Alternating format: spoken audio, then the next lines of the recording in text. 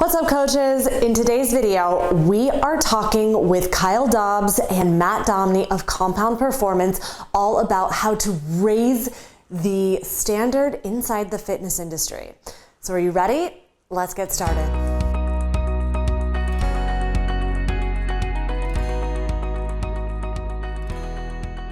Hey coach, I'm Beverley Simpson. I'm the owner of BSimpsonFitness and the founder of the PT Profit podcast. In today's video, we are rolling the interview with Kyle Dobbs and Matt Domney of Compound Performance, where we discuss the ins and outs of raising the standard inside the fitness industry so trainers, clinicians, and coaches, they can define their principles and create and build models around principles so that they can earn revenue by turning their client outcomes into income. So without further ado, let's go ahead and roll that interview. And if you like this video, please make sure to hit subscribe, hit like, and hit that little bell to make sure that you get updates on the latest and greatest videos from this channel. So without further ado, let's roll that tape.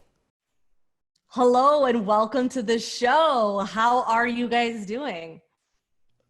Doing good. Thanks for having us. Doing great, Bev. Thank you. Great. So why don't we just, without further ado, let's go ahead and dive in. Can you just explain a little bit about who you guys are, what Compound Performance is about, and how we got here? Yeah. So I started Compound Performance almost 3 years ago, and Matt joined me almost a year and a half ago or so, somewhere around there. And we've kind of been rolling with it ever since. We work with both trainers and then from a development and education standpoint, and with clients from a training standpoint. So I handle the majority of the one-on-one and personal development, and then Matt and I kind of tag team the group development as well. And that's something that, you know, for us is become a passion. We love working with clients, but we also love influencing trainers and helping to kind of raise the bar and raise the standard from that perspective. So we work in both individual and group capacities on that standpoint. And again, that's something that really just tries to create a lower barrier to entry for anyone who wants to work with us, right, in any setting. So we're completely remote. So we work with people all over the world, which is nice. We've got a lot of different countries in this group right now. And it's going really well. We're getting ready to open up the Q3 mentorship for the group. So really exciting things happening right now. We're reformatting everything, kind of reworking it, adding more content, adding more presentations. And yeah, it's keeping us busy. We're pumped. Super exciting. I love to be part of it. Like I was saying a little bit from my intro, I was talking about how really Kyle was the one for me that was just a huge mentor for me, both in business development and also in, you know, the science of training and learning how to actually train clients. So it's been really fun in our time together to just like go for, you know, full circle from the beginning to all here all of a sudden. So it's been really exciting. So you mentioned, you know, that your guys' slogan, something that you stand for, and I know that this is relatively new, but that whole concept behind raising the standard. So can you just talk a little bit about what that means?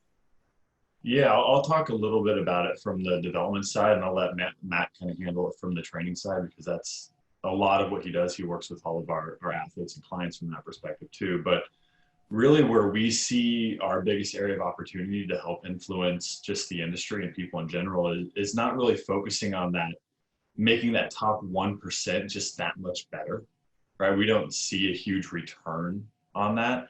We're really big into taking that young trainer that's looking to transition into something even better or greater within their career or grow within the environment they're currently in, and help them just be the best they can be within whatever that environment is, right? And so we go through within the development plans, everything from personal development. So we look at a little bit of like a behavioral analysis plus a strengths analysis and trying to figure out, you know, where people are and creating self-awareness of where they are and where they can, you know, drive more energy and where they can maybe peel some back, right? So they're working efficiently as well.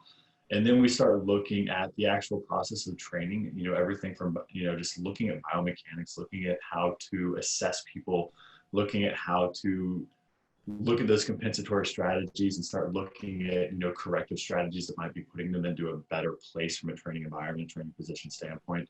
And then we start looking at their business as a whole and making sure that they're actually communicating with the right demographic.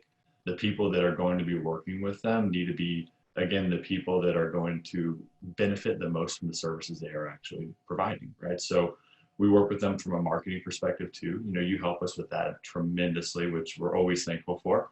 And then the individual is very, very similar to that. It's just, again, really attacking those individual focuses for anybody that I'm working with specifically, and making sure that we use our time as efficiently and effectively as possible from that perspective. For sure. Yeah, and from a training aspect, what we try to do is we try to just apply the exact same principles that Kyle was just talking about for the business development, where we're just teaching people the most efficient ways to get to where they want to go and help them hit their goals in a very a time efficient manner, where they're doing everything that's a little bit more science based and a little bit more based in very, very good, very strong anecdotal evidence and very strong actual evidence from a hypertrophy standpoint or a strength development standpoint. So we're just trying to also raise the standard of just individual training programs to cut through all of the noise and the crap that's out there with a lot of these different programs that just promise you results super quick. We're always very objective and honest about how everything is going to go. And we just try to raise the standard in the coaching relationship by just providing super good quality programming and allowing for a tremendous amount of feedback from the client so that the client develops ownership and autonomy with what they're doing. Because again, the whole point of coaching in general is I don't want necessarily to keep all of my clients forever. There will be some that will stick with a remote trainer and a remote coach forever because they just want that objective feedback and they want somebody to just look at everything that they're going to do and program it out in a way that makes more sense for them. I'm one of those people. I will always have a coach because I will either for myself either always over program or under program. But my goal for most of my people is to learn how to do things for themselves so that they can build in their own feedback mechanisms so they can learn how to progress and change a program appropriately when they need to do so. So that's, again, what we're trying to do with raising the standard in terms of training programming is give people the autonomy that they need and give them the answers that they need to create long-lasting change and long-lasting solutions that will work for them, which they can then apply to all of their other people that they work with if they're also a coach themselves. So I love one of the things that you said too about I am someone who will always have a coach as well. In addition to the accountability that, I'm always going to push myself harder when I know someone's looking at me. But I also want to be on the cutting edge of science and being on the cutting edge of training because things are always changing. So would you say that your training programs that are geared towards the general population, or are they geared towards trainers? So what I think about our training demographic, and Kyle, you can correct me if I'm wrong, but our training demographic is really geared towards anybody that cares about their performance and health and longevity. So it's not necessarily, and that's one of the things is if you look at how Kyle and I present ourselves on social media, yeah, sure, we use a lot of big words. A lot of the times we use words like nutation and counter nutation, which goes over a lot of people's heads pretty often. But one of the things that we also try to make sure that we do is we try to make sure that whenever we're meeting the client, whoever it is, where they are in terms of their level of education and their level of understanding. So yes, we can apply these same principles that we apply for somebody like yourself, Bev, or somebody like when I'm training Kyle. I can apply the same exact principles to a person who has just stepped into the gym for the first time in their life. It just matters how I'm going to present the information to them and how I'm going to talk to them about it. So our programs are really just geared towards anybody who's fed up with the cookie cutter nonsense and they just want to get a little bit more custom approach to doing what they want to do and make sure that they're moving in the right direction for themselves. Yeah, so I think that's an excellent point, and it really comes down to communication, right? Because we're very principle based when it comes to training. We definitely have things that we believe in, but when we start looking at the programming and periodization, right, it can be applied to any demographic. It's just scaling, and it's the language that we use to instruct it, right, and cue those people. So we're not going to change the actual programming that we're doing just because somebody has a lower training age or is a little more unfamiliar with the gym. We might just change, certain exercise selections, right? But when we look at the patterning and how things are set up, sets, reps, accumulation into intensification, things of that nature, it's going to be very similar because it's all things built on our actual training principles. Yep. Yeah, I think that's a really good just comment and just idea from Matt is it's not so much about what the exercises are or what the movements are. It's just how we explain them, right? And we can say counter nutation, or we can say anterior pelvic tilt, or we can say stripper butt. Yeah. Right. We could tucking your pelvis or counter nutation, right? We can talk about nutation and those things. It's really just finding terms that resonate with the person that we're actually speaking to, because we want them to be able to understand what we're talking to. And social media, we use a little more complex language, probably just because we are talking mainly to trainers, especially from an educational perspective.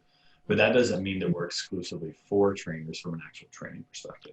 Yeah. When I started training, a quote that I heard, I don't know where I heard this from, so you guys will have to look it up, but I heard a quote one time that said that nobody cares how much you know, everybody cares how you make them feel.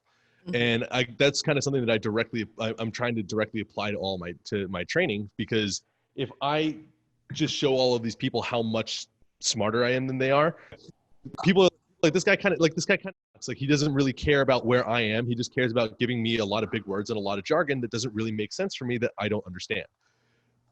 Whereas if I'm able to explain things in a way that makes sense to that person, and they're able to understand it in a way that it's like, okay, cool, I understand the reason why I'm doing this, because X, Y, and Z is going to be good for me. And it's about what's going to be something that makes them feel a little bit better. It makes them feel understood. It makes them feel heard. And it makes them feel like we're moving forward on a team. And I'm not just some guy sitting on this computer 1,000 miles away from them saying, you have to do exactly what I'm telling you to do because here's how smart I am and here's my qualifications. Yeah, I think for me, from my perspective, because I've definitely been there, where I feel like if I'm in a position as a trainer where I'm trying to prove myself to my colleagues or prove myself to my clients, that speaks more about me and my security than it does to, am I actually going to get my clients results? Yeah, if you have to sit there and justify yourself and and explain yourself and defend yourself like that all the time, you've already lost. Right. Well, and looking at how people learn, right?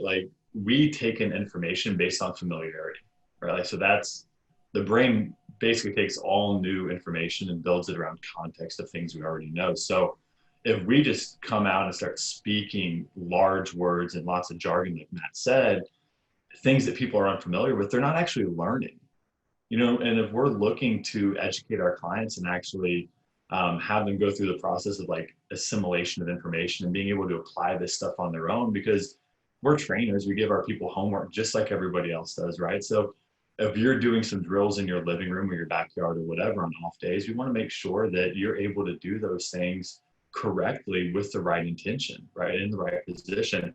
And if we're not meeting you where you're at from a communication standpoint, you're just doing a bunch of mindless stuff on your own, or you're not doing it at all because you're not motivated to do it because you don't know what to do. So if we're looking at training adherence, a lot of it has to do with building that bridge from a communication perspective. And I think that's something that I know I've made the mistake of in the past, right? I've used all the big words with clients. I've just vomited Latin at people and all kinds of things, right, on biomechanics. And again, I think there's a lot of probably self-validation because we're not fully confident in the information we have, or we're just super excited about it and we're not able to read the room and realize that the person in front of us isn't a trainer for a reason. They have a whole other profession that they're passionate about.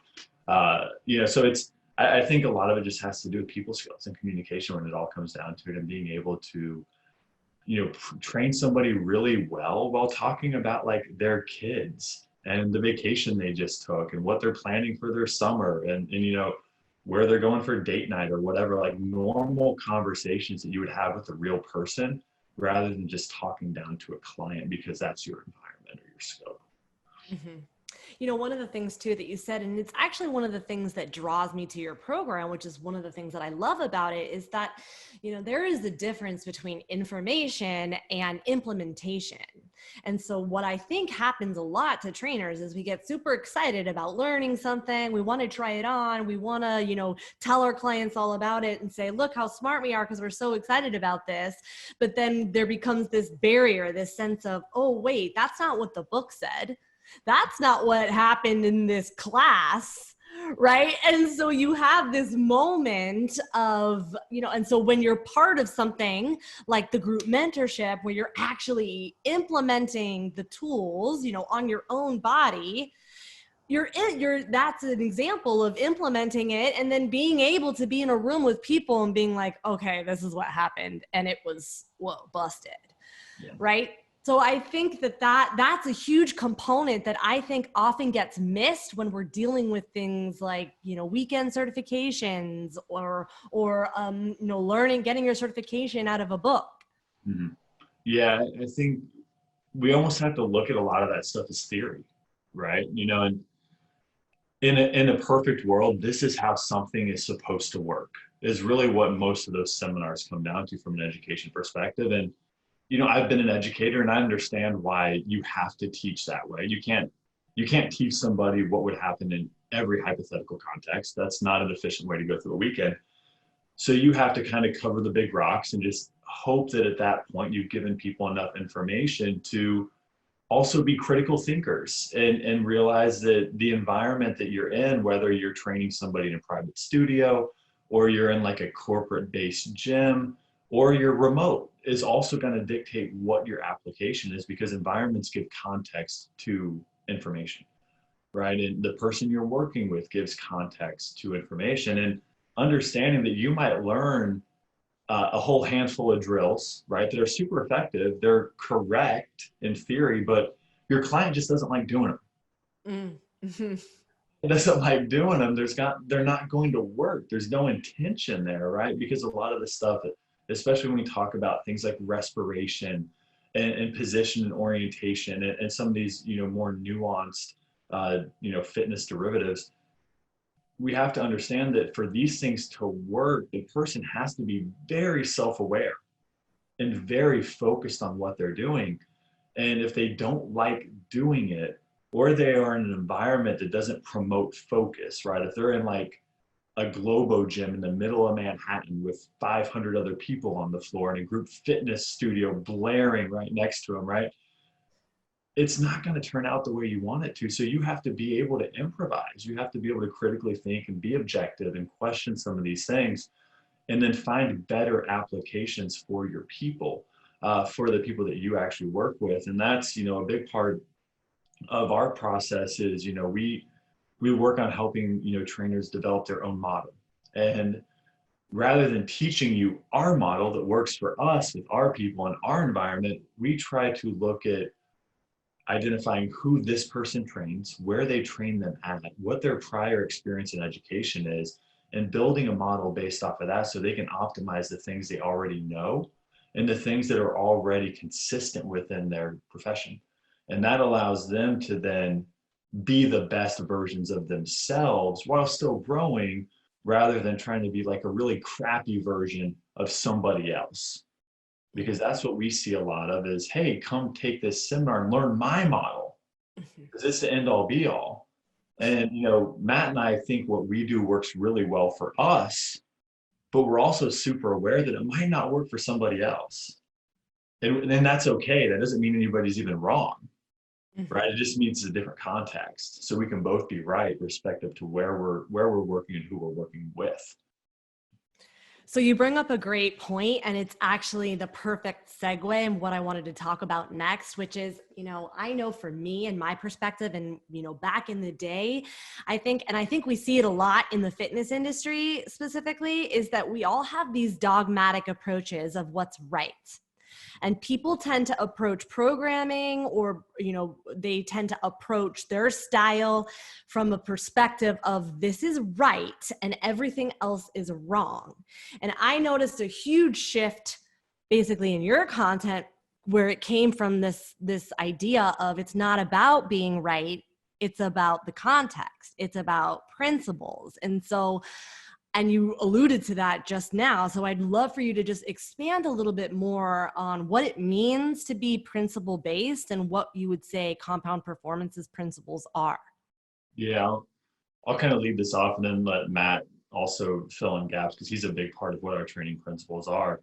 But really what it comes down to is, we have systems-based learning in this industry, right? and it's a business, and trainers are being extremely naive if they're not thinking about these acronyms as businesses. They compete against each other for a consumer, and we're the consumer, right? And we have to understand that, and we have to understand a lot of what we're seeing on social media and seminars. A lot of the language that we're hearing is nothing more than sales language. Mm-hmm. That's all it is, right? And people have to understand that. And so human beings are naturally very tribal, right? We want to be a part of something, and we want to believe that something is the best something ever, or else why would we want to be there, right? So we dedicate a lot of time and a lot of money into these systems, and to put the fancy acronyms after our names so everybody can identify us by who we associate with, right? That's why we put the acronyms after our names, so people know what tribe we're in. Oh, that's a PRI person. Oh, FRC person right there. SFMA, cool. Kettlebell, awesome, right? And now they know whether or not they want to talk to us or not. Mm-hmm. And when they come approach us, we look for their acronyms. We're like, nah, I don't think so. I don't think we're in the same line of thought, so we shut it down, right? When in reality, like, these things are all just tools. And if we focus on training principles, like things that are very science driven, right? And then we focus on just biomechanics and understanding how the human body moves and how to work with physics to leverage gravity and load to integrate, specific muscle groups into the movements and the patterns themselves. We don't have to get caught up in all of that stuff. We can just use those systems as a lens that we view movement through. And I think that's a huge part of what we try to teach people, is we try to dismantle the dogma right away, because we get people from all different camps, and I think that's great. And we get them on the same forum. And within the first couple of weeks, what's really fun for Matt and I to kind of watch is they all realize they're talking about the same stuff with different words. But we're talking about the same things, because the human skeleton is the human skeleton. It has not changed in 200,000 years. And that's what we're dealing with, right? So that's really where we try to break people down and get them to, right? And then we just try to talk about principles and understanding those, because that makes training way easier, because it tears down kind of these constraints, right? The rule book that you learned with your particular system. And it allows you to now say, okay, you as my client don't like doing these things. I can use this other stuff. Or this specific drill doesn't work because you're not feeling your left heel and hamstring, but I can, because I know biomechanics, set something else up that allows for that, or add a constraint that allows for that. Because Matt and I think we can both certainly agree, like, we care about outcomes more than anything else. I don't think there's a singular right way to get to an outcome, right? Because it's too contextual on multiple parties, the environment, the client, and the trainer. But what we're really big on is figuring those things out to generate an outcome, and being flexible in our approach to do so, and kind of not dogmatic about, what system we're using or what drills we're using, but really allowing the environment and the client to kind of feed that pathway for us, and allow and kind of show us, right, where we need to go from a programming standpoint. And getting feedback on all those things is going to be super important too within the training process.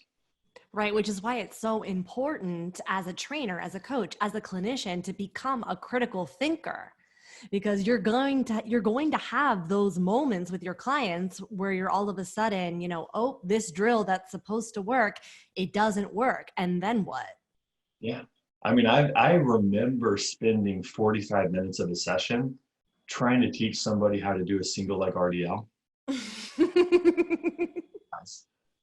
Right. And I think all trainers have gone through that process before, when they're learning something and being like, no, the next exercise progression is a single leg RDL. And if you can't do this, the world's going to end. Right. So you have to learn how to do this. Meanwhile, they're paying for an hour of training, and they get in 7 sloppy reps of a single exercise, right?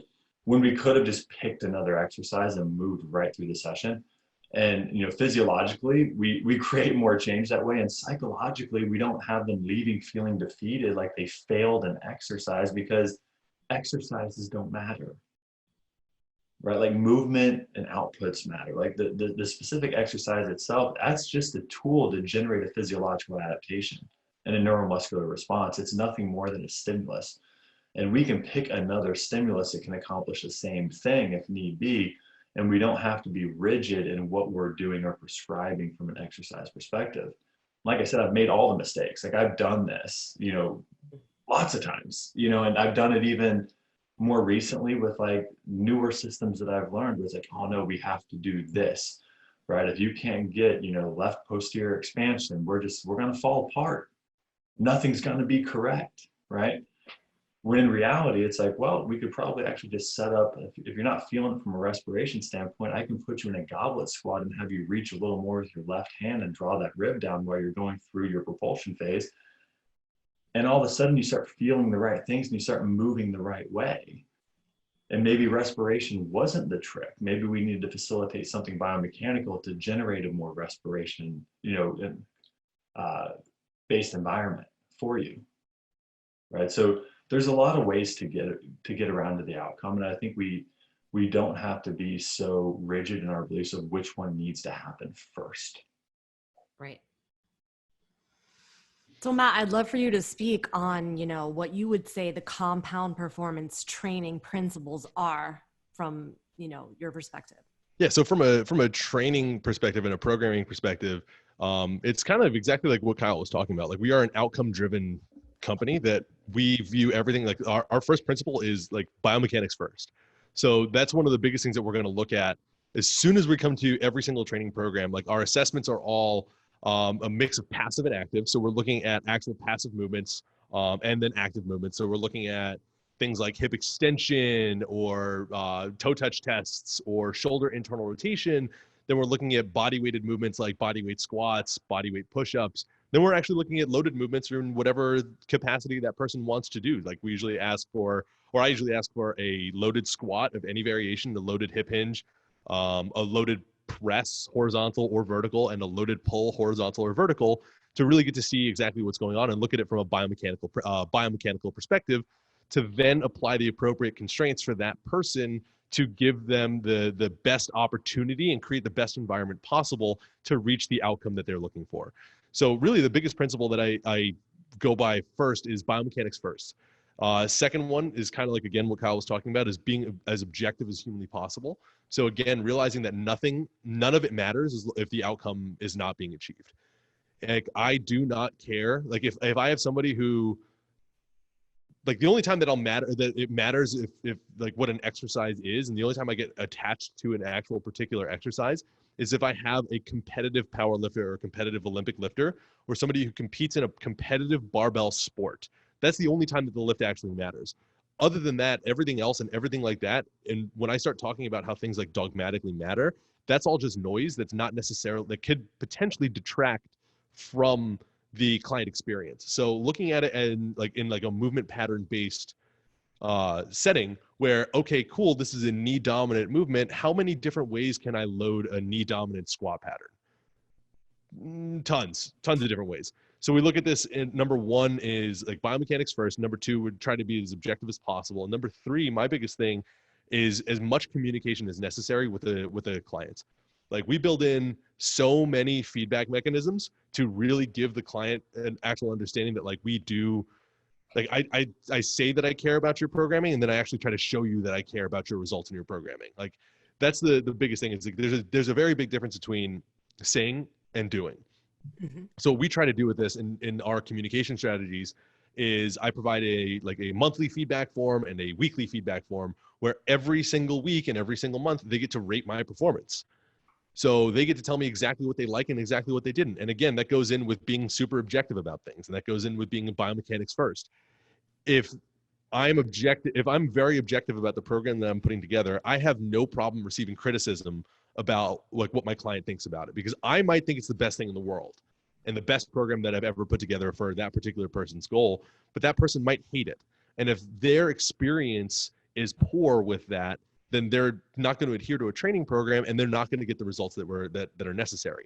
So communication and experience is definitely the third guiding principle of how I build a training program with them, because if you don't have that, you don't have anything else. You can't get to the other training principles. You can't focus on your biomechanics. You can't focus on objectivity if your client is not feeling heard, understood, and like you care about them.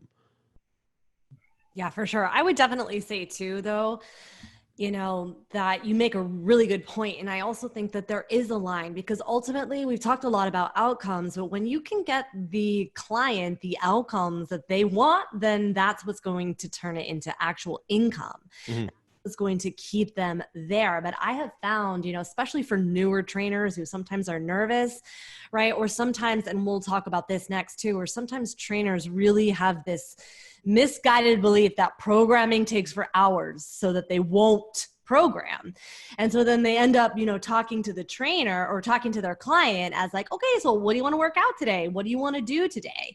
That's a very different perspective and a different approach because now you're basically telling the client, because the client's coming to you for your professional recommendation. They're depending on you to get from point A to point B effective and efficiently. So when you're looking at them, right, they don't know any better. So it's your job, in my opinion, to come from this perspective of this is what I recommend. This is what we're doing, but we need to make sure that we get there.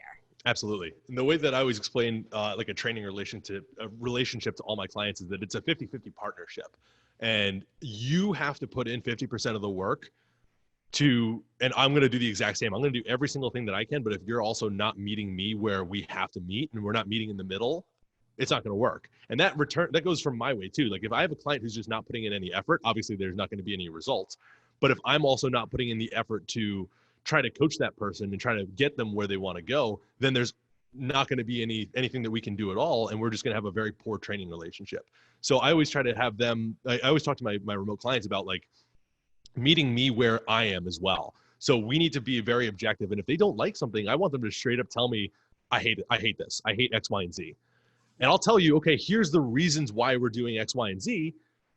But if you still don't like it, after I've told you these reasons why, and we've educated the person on the reasons why we're doing this, then we can totally change it and do something different. Because again, we're not married to any particular movements. We're married any particular exercises. We're married to the movements and the principles behind them.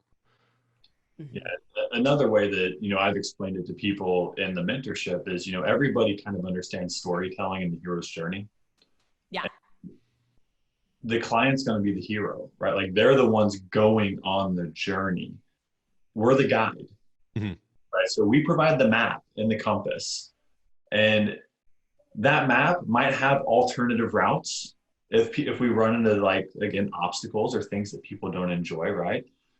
But it's still a map. We're not wandering around lost in the woods, right? Like those are two very different things. We know that we're still headed north. We're not veering all the way off to the side just because somebody likes to do a certain exercise, right? It's always going to be goal driven and outcome based, right? But how we apply whatever implementations or the paths we take, those are variable. Like Matt said, there's literally hundreds and hundreds of squat variations that we could come up with between looking at sensorimotor competency, looking at capacity, looking at output, looking at unilateral, looking at bilateral, looking at different loading patterns, offset loading, different modalities, right? Reps, sets, tempo, different schemes, whatever we're trying to drive. We can do this so many different ways. It's still a squat pattern. Yeah. It's hip and knee flexion, hip and knee extension, right? It's just the application. We have to pick the application that both drives the stimulus we want and the client actually enjoys doing and does well. Yes, for sure. I kind of compare it to as, a metaphor that I use is, for my children. So for anyone who has, any parents out there who have kids, you're trying to introduce vegetables or bitter vegetables to your children. You're going to sandwich it in between something that they like. So it's something that they like. Here comes the bitter vegetable pill, and then something that they like. I mean, sometimes you got to put a little cheese on that broccoli, Beth.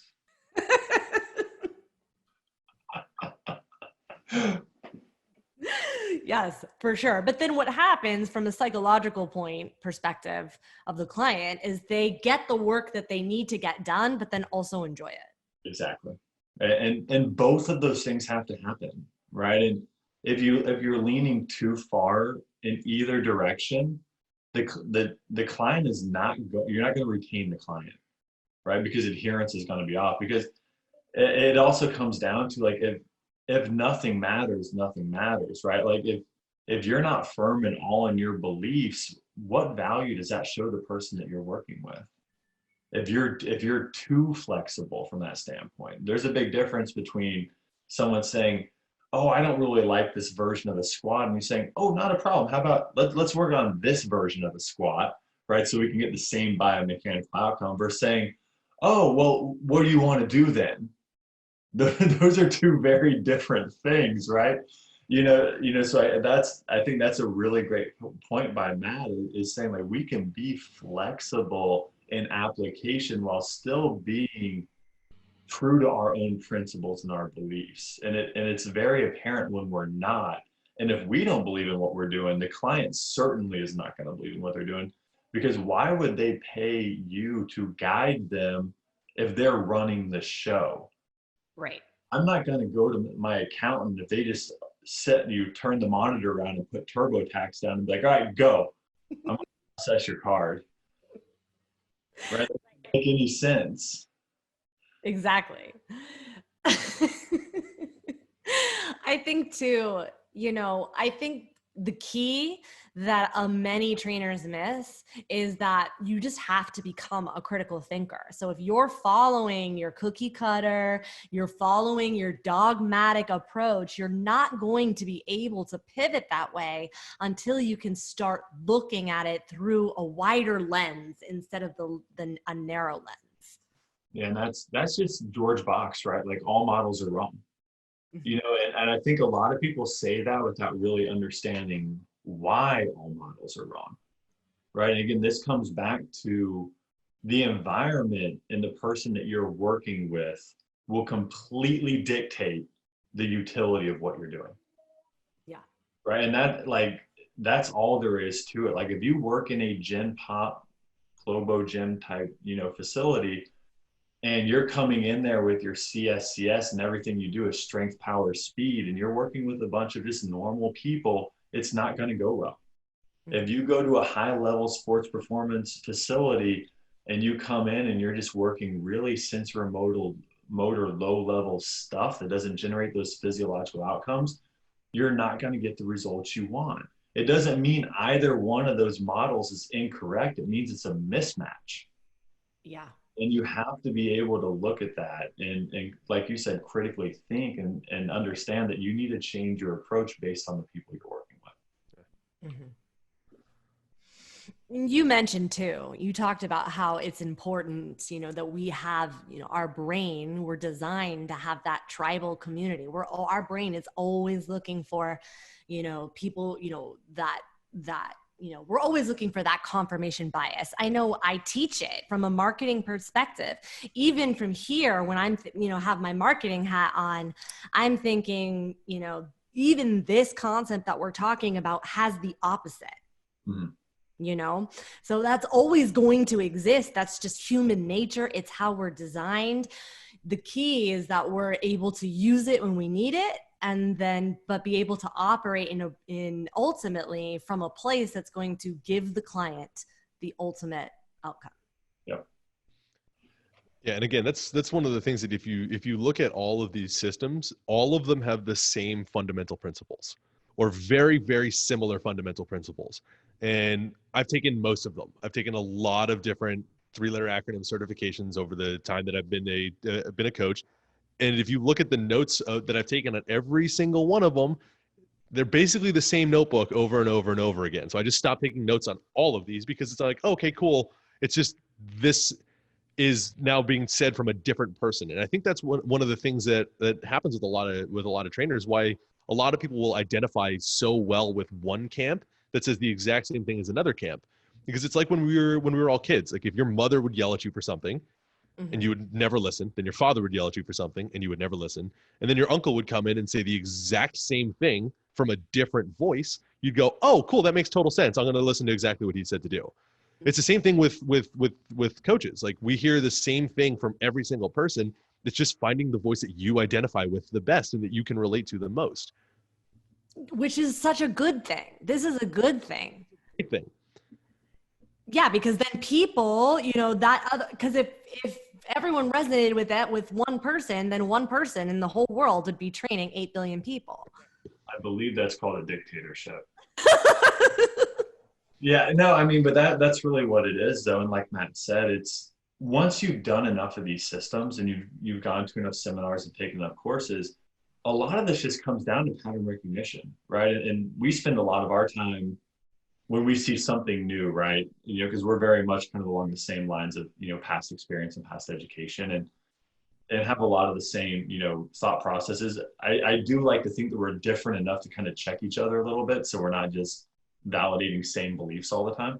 Mm-hmm. But when we see something new and we're like, hey, this is kind of cool. Actually, we look into it a little bit more, right? And we see the material. A lot of what we're looking at is patterns, right?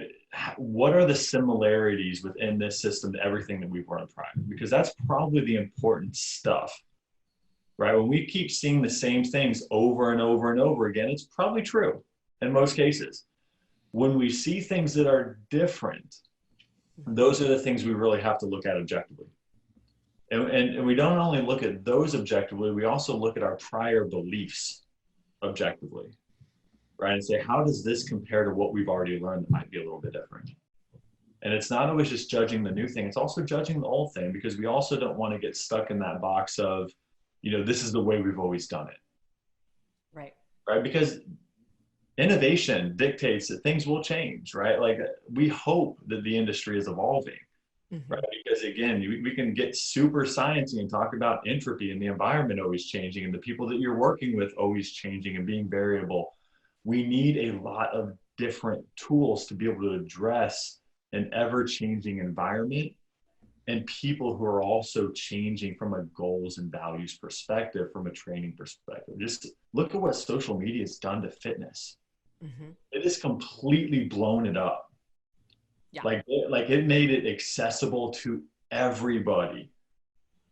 Beverly, we started in New York. I started before you, but when I started, like Instagram wasn't a thing, and Facebook was something that you could only use with a college email, right? Pretty much at that point. And there were no fitness pages or fitness groups. It was just another form of communication. And like the remote training world and your ability to market yourself and independent training wasn't a thing. If you wanted to be a trainer, you had to walk into a gym and interview to be a trainer because there was no other way to get clients. Yeah. There's nothing. That people had billboards on the side of bus stops in New York. You remember that? Like I remember that. They did. And also this was like before Orange Theory. This was before Barry's Boot Camp. Like none of that existed. So it's like now all you have to do is search a hashtag and 1 million pages pop up. Yeah.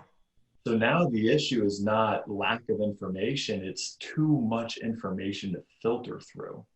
Right. And to figure out what's best for you. And that's where, again, trainers can be of a huge value if they're not rigid in their beliefs, because we can meet people where they're at rather than just giving them something that, we can post in an Instagram story or whatever, right? There's commercials, right, in marketing. That's what Instagram kind of turns into. And then there's the real product, right, which has a lot more depth and a lot more customization and individualization. And that's where, when somebody reaches out to Matt or I, we don't even spend time with them in the DMs that much. It's literally like a Calendly link to book a consultation, because we want to get that person on a Zoom call as quickly as we can, because that's where we provide context to our information. When we can talk to them, understand where they're at and what they want to do, now we can show a whole nother layer of value that an Instagram post will never show. Like the amount of people that have reached out to me, they're like, I try all your drills and they don't work. And I'm like, that's because you're a narrow ISA with a flexion bias and I'm a wide ISA with an extension bias. I do the drills that work for me. Yeah. If you're shaped like me and have the same strategies that I do, they'll work okay, maybe. Other drills still might be better. But we've had a lot of people that are just like, they're like, oh, that exercise looks great, where in reality, it's actually feeding their compensatory strategy than it is their corrective one, right? So again, like these things matter. We get you on a Zoom call. Now we can actually run an assessment and talk to you about these things. And we can figure out applications that work for you rather than, you just kind of copycatting things you see on the internet. For sure. And clients clients, and I would even argue trainers too. This is why I think it's important for trainers to have coaches as well, is because we can't see what's happening from an outside perspective. You need to have, a proprioceptive look at what's going on, not just inside. You might think that you're feeling something, but it doesn't look like it. Well, we're all biased, right? I mean, Matt's been coaching me for about a year and a half now. About a year. And it's been I won't even say probably, it's been the best year of coaching that I've had probably ever. Yeah. And it's been the longest that I've worked with a coach. But again, Matt understands what I want to do. Mm-hmm. He doesn't let me get out of the things that I need to do. Mm-hmm. Right. But he allows me to do enough of the things that I like to do. And we stay super consistent with it. And he's always asking for feedback, even from me. I get the same forms that every other one of our clients do. Yeah. I answer them a little more sarcastically, but that's okay. Most of the time it's like, what didn't you like about the program this month? You as a person. And I'm like, oh, sweet. Cool. Thank you.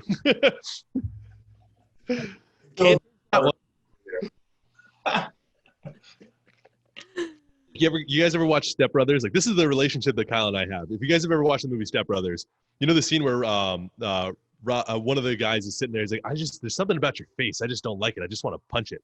And what can I do? And he's like, just change your face. He's like, I don't really think that's possible. That's Kyle and me on a daily basis. It's true. People think we have super intellectual, like fitness-based conversations, and it's literally just memes being thrown back and forth at each other. That's our entire text thread. Yeah. Well, this has been amazing, and I definitely want to be very mindful of your time. So thank you so much for joining me.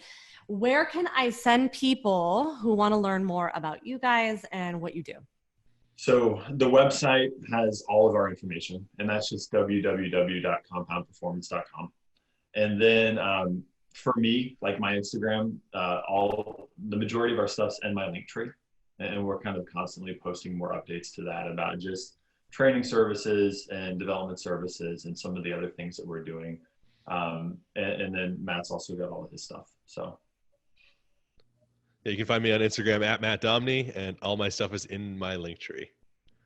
Okay, awesome. And if you're listening to this podcast on the day that it's coming out, which is at the end of June 2020, you currently have your group mentorship for Q3 coming out, if not today, but soon, within the next couple of days. So I'm definitely going to post in the show notes that link as well, so that you can either join us or you can get on the wait list.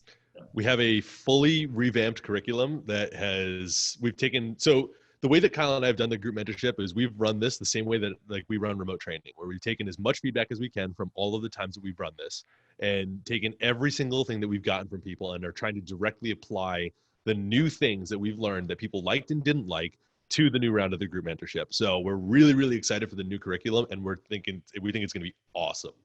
I've seen it. Thanks so much for hanging out with us today. If you like this video, chances are your friends will too. So be sure to hit like, hit subscribe, and share it with your friends on social media. All the links that were mentioned inside this video will be linked down at the bottom. So I'll see you in the next video.